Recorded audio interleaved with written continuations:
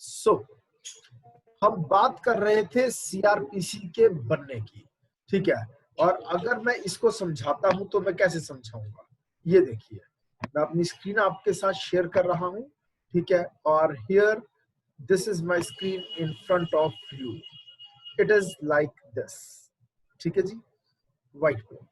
ये देखिए सबसे पहले हुआ क्या, सबसे पहले यूनिफॉर्म लॉ था ही नहीं, नो यूनिफॉर्म लॉ, ओके। और फिर उसके बाद एक यूनिफॉर्म लॉ बनाया गया 1882 में, ठीक है जी। उसको खत्म कर करके अगला यूनिफॉर्म लॉ आया 1898 में, और इसमें आई दो बड़ी अमेंडमेंट्स 1923 की और 1955 की। और फिर सभी चेंजेस को देखा लॉ कमीशन ने और 1969 में दी 41st लॉ कमीशन रिपोर्ट, और फाइनली एक नया कोड बनाया गया 1973 में। मगर ये जो एप्लीकेबल हुआ ये कब से हुआ, ठीक है। इसकी एक डेट ऑफ एनफोर्समेंट है जो हमें बेरक में ही दी हुई है, 1 अप्रैल 1974। कहां पे लिखी है ये डेट, 1 अप्रैल 1974। देखिए प्रेसिडेंट ऑफ इंडिया ने जो इसको साइन किया था वो किया था 1973 में। तो ये दो डेट्स हमें बेरक से ही पता चलती है, सेक्शन 1 के पास में लिखा होता है। ये देखिए दोनों की दोनों डेट्स 25 जनवरी 1974 और 1 अप्रैल 1974। जो लेजिस्लेचर ने पास किया था वो 1973 में किया, जो प्रेसिडेंट ने साइन किया वो 1974 में किया था, और जो एप्लीकेबल हुआ वो हुआ 1 अप्रैल 1974। क्लियर। और अब ये जम्मू कश्मीर वगैरह हर जगह एप्लीकेबल है, ओके। और the concerned state government may by notification apply such provisions or any of them, यानी सीआरपीसी के प्रोविजंस को भी अप्लाई कर सकता है स्टेट गवर्नमेंट, या उसमें से कुछ प्रोविजंस को भी अप्लाई कर सकता है state government, state legislature, or any of them to the whole or part of the state of Nagaland. ये नागालैंड की बात हो रही है, नागालैंड में पूरा सीआरपीसी या उसके कुछ प्रोविजंस को अप्लाई कर सकते हैं, या फिर वो ट्राइबल एरियाज और such tribal areas as the case may be with such supplemental incidental और consequential modifications as may be specified in the notification, ठीक है। ट्राइबल एरियाज में application of CrPC may be after consequential and incidental modifications। अब यहाँ पे tribal areas का मतलब क्या है, क्लियर। वो territories which immediately before the 21st day of Jan 1972 were included in the tribal areas of Assam as referred to in para 20 of 6th schedule of the constitution, other than those with the local limits of the municipality of Shillong। समझिए, तो असम वाले area के tribals plus Nagaland में modified रूप में apply हो सकता है सीआरपीसी। बस इसको इतना ही करने की जरूरत है। अब जहां जहां जो टर्म आएगी उस टर्म को मैं समझाता जाऊंगा, क्लियर। और आगे चलते हैं। सर लास्ट वाला आपने क्या बताया एक्सप्लेनेशन में, ट्राइबल एरियाज में? ट्राइबल एरियाज का समझिए, असम, ठीक है, कुछ ट्राइबल एरियाज जो असम में ऐड हो गए थे were included in the tribal areas of Assam, ठीक है, जो कि सरकार ने para 20 of 6th schedule of constitution के द्वारा डाले थे, ठीक है। वो लेकिन इसमें वो नहीं गिनेंगे, कौन से नहीं गिनेंगे, within the local limits of the municipality of Shillong. Shillong वाले एरियाज को छोड़ दो, बाकी सारे एरियाज जो असम में ऐड किए गए थे उनको ट्राइबल एरियाज माना गया है। वहां पर ट्राइबल एरिया के लोगों का जो कस्टम चला आ रहा है वो प्रिवेल करता है, ठीक है जी। मगर जहां पर उनका कस्टम साइलेंट है वहां पर सीआरपीसी प्रिवेल कर सकता है, ओके। इसको इतना ही करना, इसको बहुत ज्यादा तवज्जो नहीं देना, ये अनइम्पोर्टेंट एरिया है। ये इंपॉर्टेंट एरिया है सेक्शन 2 पेपर में जो आता है बार बार, फिर इसको बहुत अच्छे से हम करेंगे। क्लियर? बल्कि अभी जो मैं सेशन करने जा रहा हूँ वो बेसिकली इसी पर आधारित है। ओके, मैं बेस बना रहा हूँ आपका। मैं फिर से बताना चाहूंगा, क्रिमिनल प्रोसीजर कोड 1973, एक और चीज बताना रह गया यहाँ पे, बताना चाहिए मुझे, act number 5 sorry act number 2 of 1974 का क्या मतलब है। यानी 1974 में जितने भी एक्ट साइन हुए थे, जिनकी गैजेट ऑर्डर नोटिफिकेशन हुई थी, ठीक है, उसमें जो दूसरा एक्ट था वो ये था। जितने लॉज बने 1974 में इंडिया में, तो जो सेकंड एक्ट था 1974 का वो ये था, इसलिए इसे लिखते हैं एक्ट नंबर 2 ऑफ 1974। ओके, और आगे चलते हैं हम। ठीक है, नाउ क्रिमिनल प्रोसीजर कोड, ये जो वर्ड आ रहा है क्रिमिनल यानी कि क्राइम, मैंने बताया, इसके साथ ही मैं आपको ये बताऊंगा ऑफेंस के बारे में। ये बेस है, क्राइम यानी कि ऑफेंस ये चीज क्या है, ये भी डिफाइंड है सीआरपीसी में। आप देखिए यहाँ पर आपको ऑफेंस की डेफिनेशन मिलती है। This is the definition of offence. Offence word का क्या मतलब है? कोई एक्ट या ओमिशन, एक्ट भी हो सकता है, ओमिशन भी हो सकता है।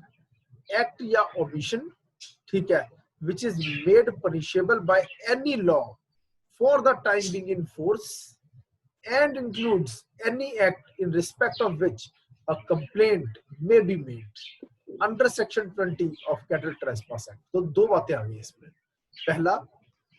पहला ये एक्ट भी हो सकता है और ये ओमिशन भी हो सकता है, बस वो होना चाहिए जो कि पनिशेबल बाय लॉ है। अगर उसके लिए किसी भी लॉ में, ठीक है, कोई पनिशमेंट प्रेस्क्राइब्ड है, और इसके साथ साथ cattle trespass act, cattle trace, जैसे किसी के मवेशी किसी खेत में घुस जाए तो उसकी फसल को नुकसान पहुंचा देते थे, तब इस तरह के लॉज बने। Includes any act in respect of which a complaint में मेड, यानी कैटल ट्रेसपास एक्ट 1871 के सेक्शन 20 के अंतर्गत भी अगर कंप्लेंट हो सकती है तो उसको भी ऑफेंस माना जाएगा। ये वर्ड्स क्यों लिखे गए? आज भी भारत की 78% पॉपुलेशन जो है वो एग्रीकल्चरल बेस्ड है, एग्रीकल्चर पर आधारित है। उनकी एम्प्लॉयमेंट 78% यानी 80 कह सकते हैं, 80% भारत व्यवसाय के लिए कृषि यानी एग्रीकल्चर से जुड़ा है।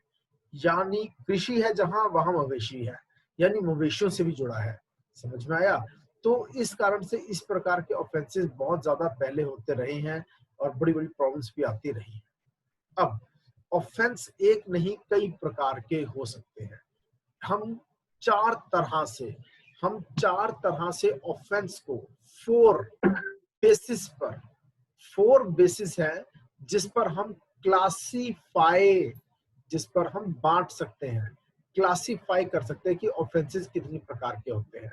यानी ऑफेंसेस की 4 टाइप्स हो सकती है। ये 4 टाइप्स कौन कौन सी है? पहला, बेलेबल है या नॉन बेलेबल है, बेलेबल या नॉन बेलेबल। दूसरा, कॉग्निजेबल भी हो सकता है और ऑफेंस नॉन कॉग्निजेबल भी हो सकता है। तीसरे नंबर पर, ठीक है, समन केस, एक होता है समन केस और दूसरा है वारंट केस। छोटा केस, बड़ा केस। समन केस छोटा केस होता है, वारंट केस बड़ा केस होता है। मैं डिटेल में समझाऊंगा, ठीक है। और एक और भी है और वो है कंपाउंडेबल ऑफेंस भी हो सकता है और नॉन कंपाउंडेबल ऑफेंस भी हो सकता है। Compoundable and non compoundable, clear? तो अब first basis, second basis, third basis, और ये 4 तरह से बांटते हैं हम ऑफेंसेस को। अब सबसे पहले हम बात करेंगे what is the difference between a bailable and a non bailable offence. कोई बताना चाहेगा मुझे? What is the difference between a bailable and a non-bailable offense? Bharti Yes, जवाब sir. which is defined in schedule 1 bailable जिसमें जो more less grievous offenses होते हैं और schedule 1 में जो define किए हैं CRPC के। बेसिक डिफरेंस क्या है? Sir, बोलिए बोलिए। hello. Sir, सुन रहा हूँ। bailable offenses में bail as a matter of right होता है और Bailable non-bailable offense में bail is right, जबकि नॉन बेलेबल ऑफेंसेस में bail is a discretion of court. Bail is discretion of court. Court decide करेगी कि बेल पे रिलीज करना है या नहीं करना है। क्लियर? ये फर्क है बेलेबल और नॉन बेलेबल ऑफेंस में। ऑफ कोर्स बेलेबल ऑफेंस जो होते हैं वो लेस ग्रेव होते हैं, छोटे, और ये मोर ग्रेव खतरनाक ऑफेंसेस होते हैं। क्लियर? इसकी लेस पनिशमेंट होती है, जितना ग्रेविटी कम है तो पनिशमेंट भी कम होगी। इसमें मोर पनिशमेंट यानी कि ज्यादा पनिशमेंट होती है। मगर ये तो ऊपरी ऊपरी बातें बोल दिया। एग्जैक्ट मीनिंग अगर हमने स्टडी करना है तो हमें जाना पड़ेगा बेर एक्ट में। ये कहाँ डिफाइंड है बेर एक्ट में? सेक्शन 2 में। सेक्शन 2 में कहा? स्टार्टिंग में ही आ जाता है बेलेबल और नॉन बेलेबल ऑफेंस का डिफरेंस। ये आपके सामने आ गया 2A बेलेबल ऑफेंस। ठीक है?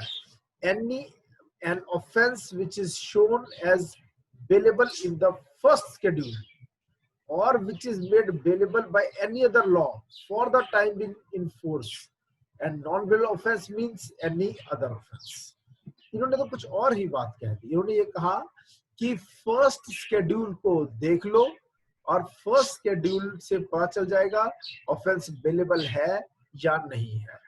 मैंने पहले बताया था जो हमारा क्रिमिनल प्रोसीजर कोड है उसमें 2 शेड्यूल्स हैं। क्लियर? Schedule 1, schedule 2। और शेड्यूल 1 में 2 टेबल्स है, टेबल 1, टेबल 2। वो बताते हैं ऑफेंस बेलेबल है या नॉन बेलेबल है। आइए बेरेट देख के पता करते हैं कि ये चक्कर क्या है। ये आपके सामने जैसे 484 सेक्शन आएगा, ये देखिए 474, 480 और अब आ जाएगा आपका 484।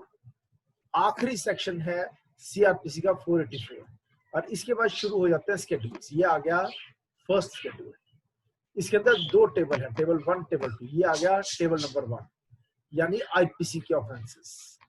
और ये देखो सबसे पहले आईपीसी का सेक्शन लिखा हुआ है, सेक्शन ऑफ आईपीसी। फिर ऑफेंस का नाम लिख रखा है। ऑफेंस कौन सा ऑफेंस? ऑफेंस का नेम। ठीक है?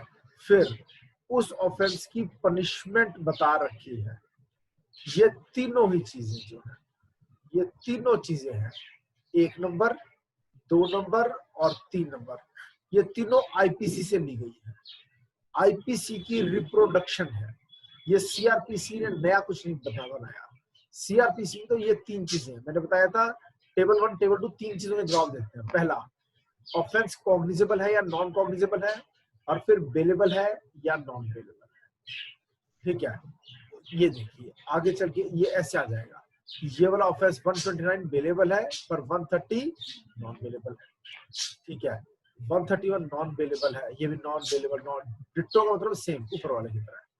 मगर ये वाला offence 135 abetment of the desertion of an officer, soldier, sailor, ये बेलेबल ऑफेंस है। ये भी बेलेबल बेलेबल बेलेबल डिट्टो लिखा है ना, बेलेबल। क्लियर? तो यहां से पता चलता है एक ऑफेंस बेलेबल है या नहीं। अगर बेलेबल है तो आपको बेल मिलेगी as a matter of right, और जो as a matter of right मिलती है वो कहां मिलती है? Under section 436। सेक्शन 436 डील करता है बेलिंग बेलेबल ऑफेंसेस। मैं आपको दिखा देता हूं, ये देखिए 436। ठीक है? This is section 436। ये देखिए provisions to bail. In what cases bail to be taken when any person other than a person accused of a non bailable offence. जाहिर सी बात है जो नॉन बेलेबल के अलावा जितने हैं वो सारे बेलेबल हैं। is arrested or detained without warrant by an officer in charge of police station or appears or is brought before a court and is prepared in time to give bail, तो shall be released. जहां पर shall word आ गया, ठीक है, इसका मतलब release करना ही पड़ेगा। समझ में आया? तो ये shall और may दो ऐसे वर्ड्स हैं जिनकी बहुत अहमियत है पूरे बेरट को समझने में। shall be released, अगर कोई इंसान ऐसे किसी ऑफेंस में अरेस्ट हुआ है जो कि नॉन बेलेबल नहीं है, यानी कि बेलेबल है, तो shall be released if that person is prepared at any time while in custody to give bail. Clear? और आगे चलते हैं। नॉन बेलेबल ऑफेंसेस में जो बेल के प्रावधान है वो 437 में मेनली दिए हैं। Bail in non bailable offences, यहाँ पर डिस्क्रिप्शन ऑफ द कोर्ट है, ठीक है।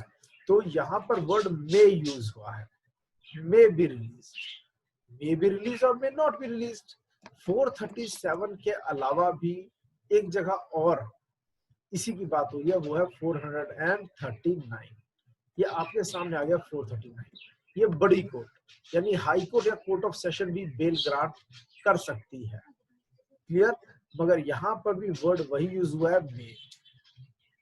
अब कई बार निचली कोर्ट से बेल रिजेक्ट हो जाती है तो एक इंसान बड़ी कोर्ट से बेल लेता है, या फिर डायरेक्टली बड़ी कोर्ट आ सकता है फॉर एंटिसिपेटरी बेल भी होता है, ठीक है। तो हाई कोर्ट और court of session magistrate court से ऊपर है। अब ये भी मैं आपको समझा देता हूँ ये हायरार्की ऑफ द कोर्ट्स कैसे बनती है। और आगे चलते हैं अब हम, ठीक है। तो बेलेबल और नॉन बेलेबल ऑफेंस समझ में आ गया। अब अगले की तरफ हम बढ़ रहे हैं, कॉग्निजेबल और non cognizable. What is the difference between a cognizable offense and a non cognizable offense? Cognizable, फिर से लिखते हैं इसको, बताइए। इसमें अरेस्ट कर सकती है पुलिस विदाउट वारंट, और नॉन कॉग्निजेबल ऑफेंस में police have to take warrant. एक मिनट दोबारा से अपना क्वेश्चन रिपीट कीजिए। सर, कॉग्निजेबल ऑफेंस में अरेस्ट कर सकती है without warrant police, and non cognizable offences में पुलिस को वारंट लेना पड़ेगा। नॉन कॉग्निजेबल में पुलिस को वारंट लेना पड़ेगा, ठीक है। Yes, it's more grievous. बिल्कुल बिल्कुल। जो हमारा बेरट है वो भी कुछ यही बात करता है। और देख लेते हैं कि बेरट क्या बोलता है। Here come section 2, 2C 2L। तो दो सेक्शंस में आपको दिखाऊंगा, 2C और 2L।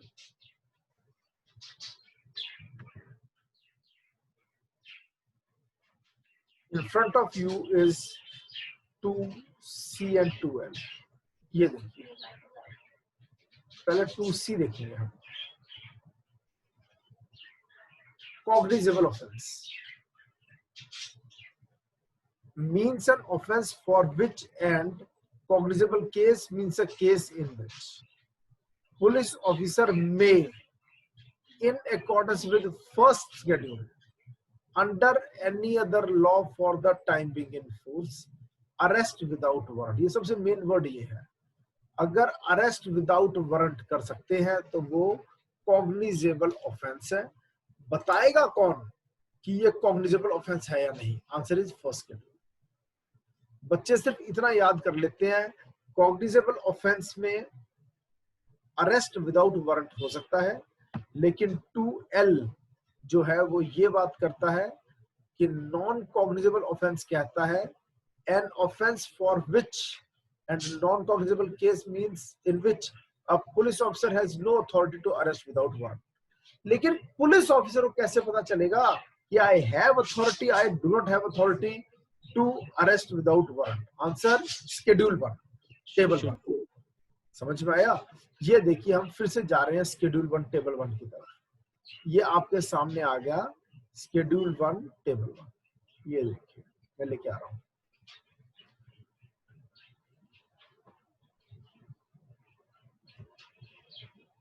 ये देखिए, यहां से पता चलता है ऑफेंस नॉन कॉग्निजेबल है। ठीक है जी, यहां से पता चलता है कि ये ऑफेंस नॉन कॉग्निजेबल है, ये कॉग्निजेबल है, ये नॉन कॉग्निजेबल है। क्लियर?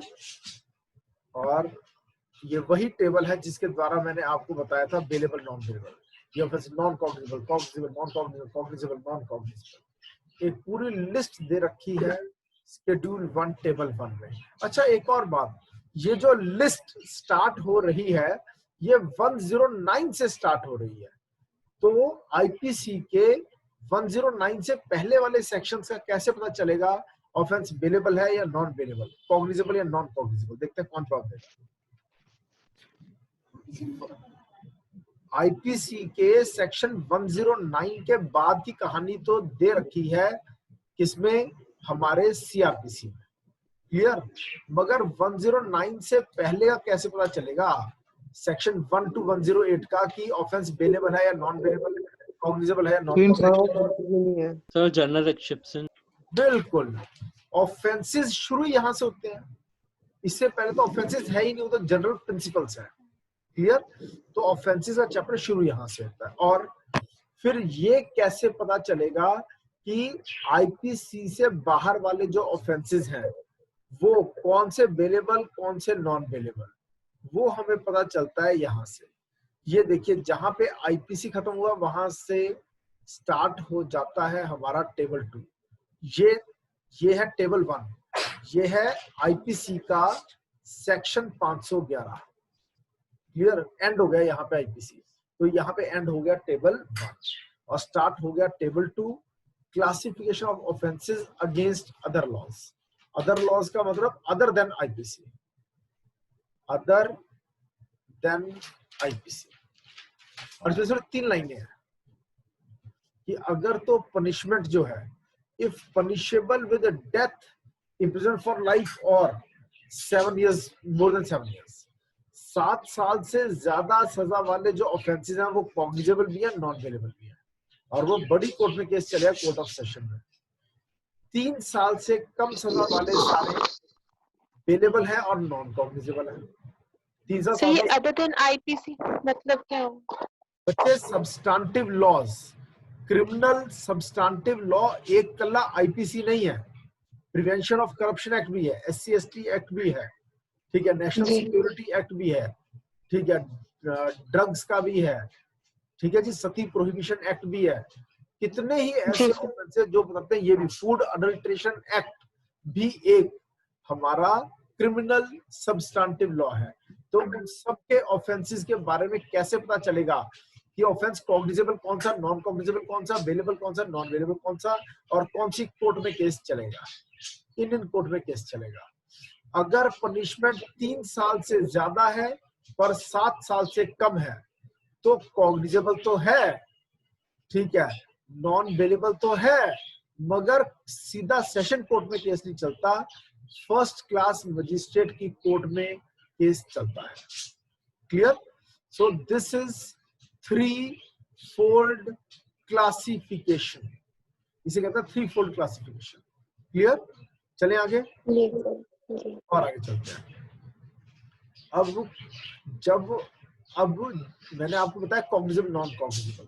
कॉग्निजेबल ऑफेंस के केस में FIR होती है, नॉन कॉग्निजेबल केस में सिर्फ रोज नामचे में एंट्री हो जाती है, यानी डेली डायरी रिपोर्ट बनती है, बस DDR, ठीक है। और अब अगली चीज जो आती है वो ये है summon case and warrant case. Summon case and warrant case में क्या फर्क है? What's the difference between a summon case and a warrant case? 2 साल से कम की सजा होती है समन केस में, और वारंट केस में 2 साल से ज्यादा की सजा। 10 साल बोला या 2 साल बोला? 2 साल। 2 साल।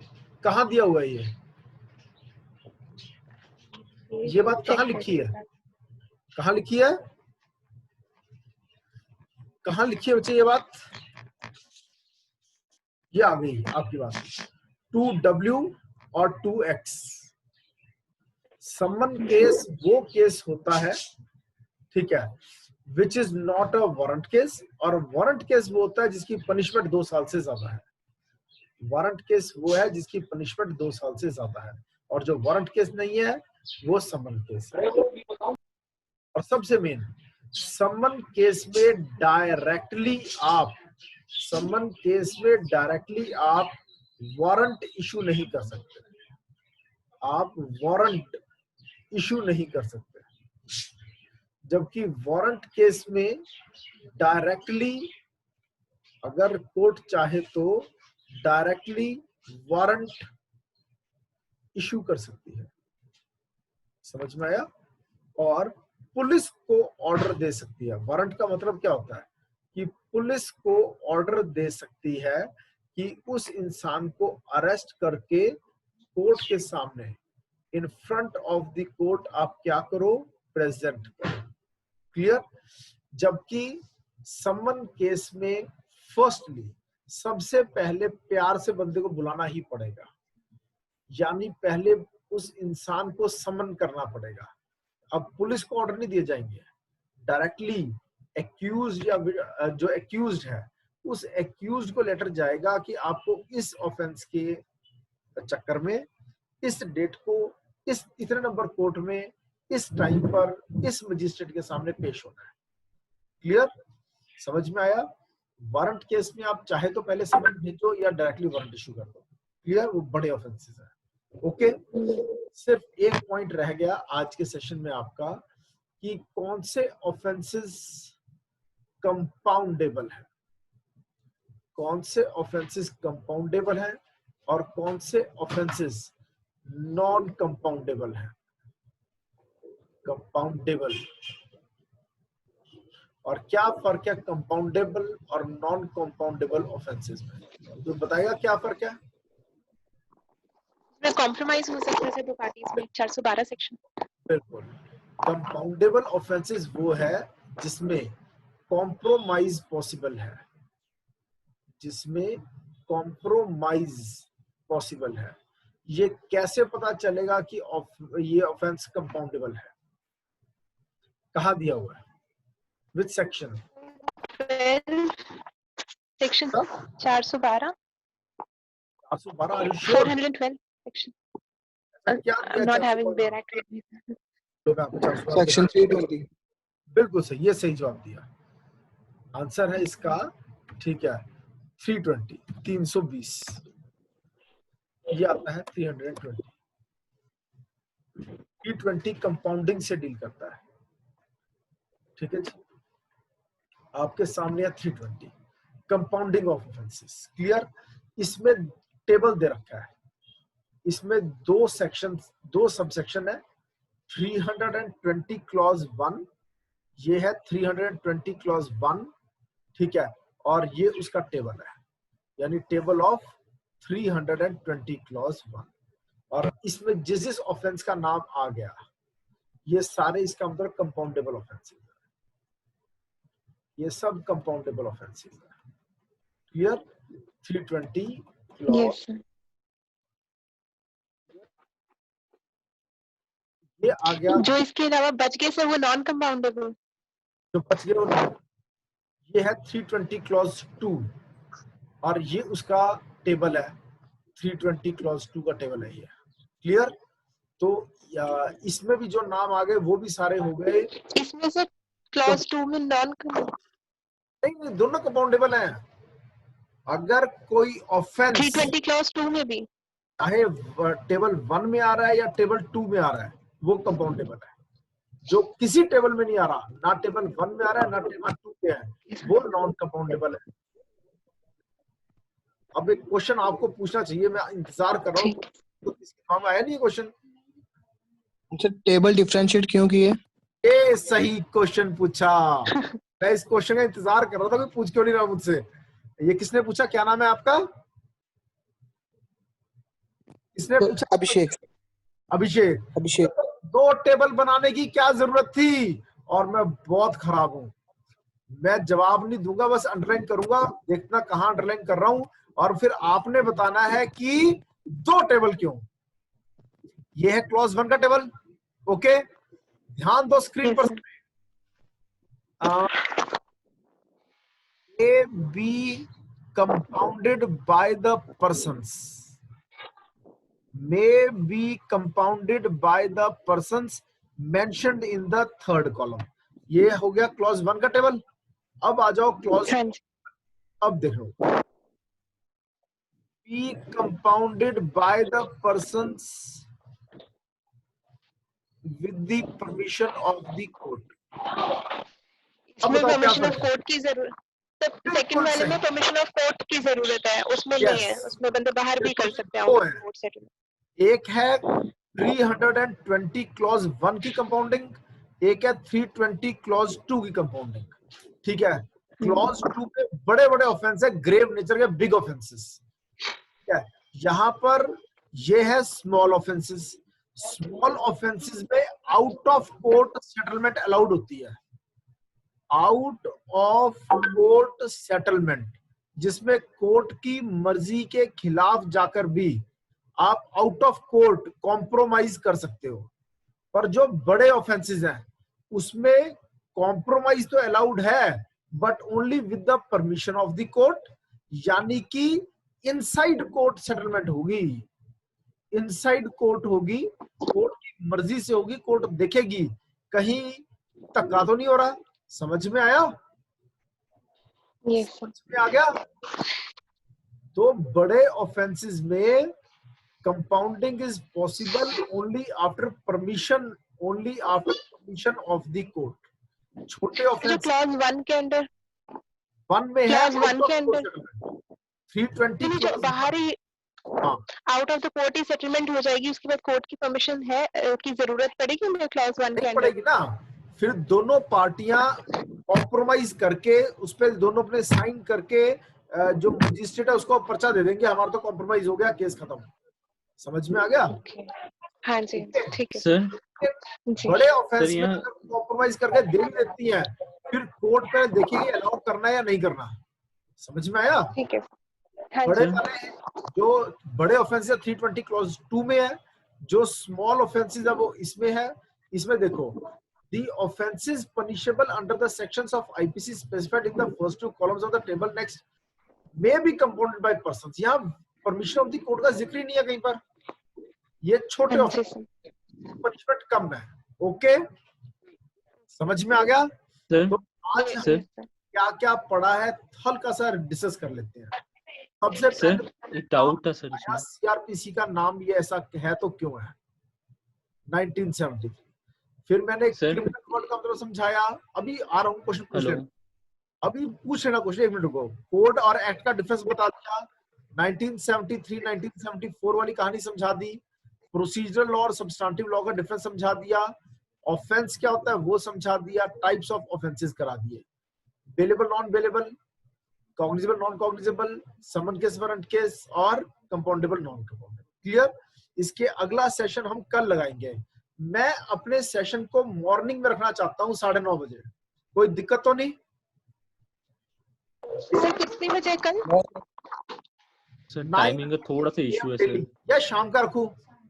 सर 9:30 के 10 के बाद कर सकते हैं। 10:30 एक और क्लास होती है तो मुझसे। शाम का रख लो सीआरपीसी प्लीज। मुझे कोई दिक्कत नहीं है, सर इवनिंग कर दूं? ये क्लास 5:30 के बाद। हाँ जी, बोलो, मुझे तो कोई प्रॉब्लम नहीं है, मैं 5 सवा 5 भी रह सकता हूँ। 5:30 सर रख यही लो। ठीक है सर, 4 बजे। शाम का कर दूं? सर सवा शाम का 4 कर दो बजे, प्लीज। 4:15 पर 4 बजे कंप्यूटर की ठीक है। क्लास होती है। सर 5:30 के बाद देख लो प्लीज।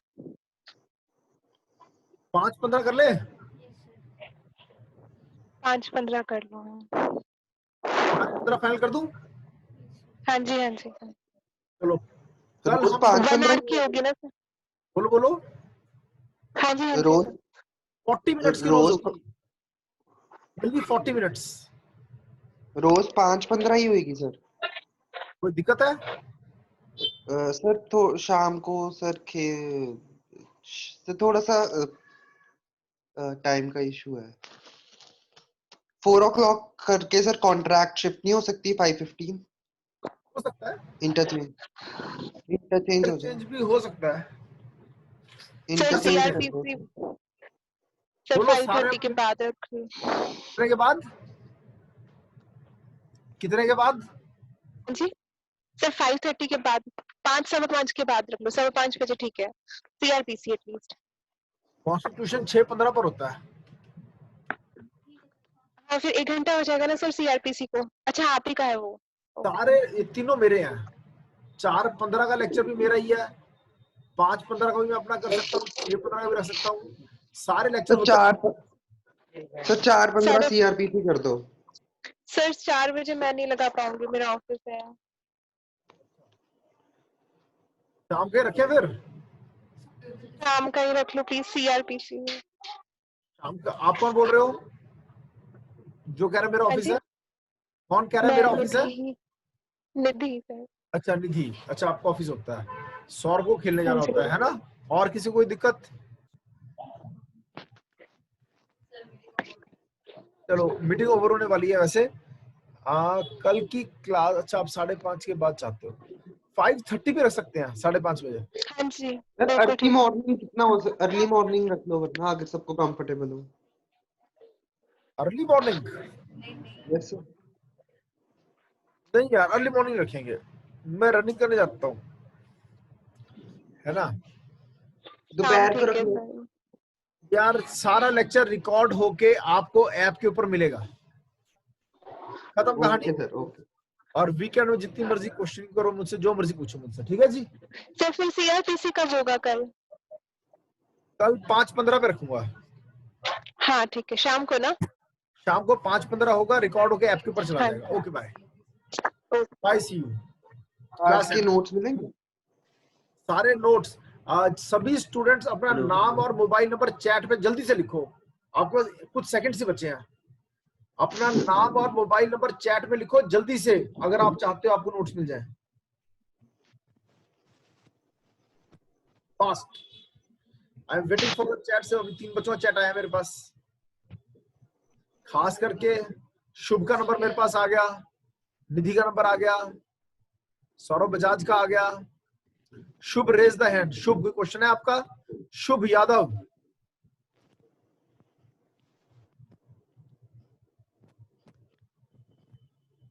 Yes sir. कोई क्वेश्चन? हाँ सर, वो सेक्शन 322 का जो क्लॉज है सर, आपको आवाज आ रही है? हेलो। 20 क्लॉज 1 या 320 क्लॉज 2? हाँ सर, दोनों में सर एक्चुअली जो आपने बताया 321 में स्मॉल ऑफेंसेस और 322 में कि ऐसे